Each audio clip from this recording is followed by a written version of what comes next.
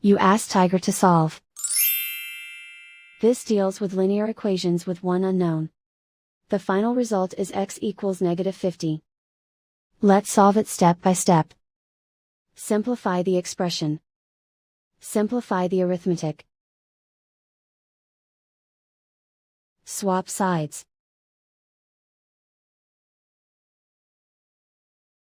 Group all constants on the right side of the equation. Add 14 to both sides.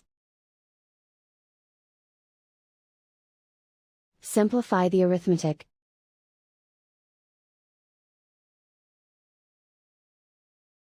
Isolate the x. Divide both sides by -0.3. Cancel out the negatives. Simplify the arithmetic. Move the negative sign from the denominator to the numerator. Simplify the arithmetic.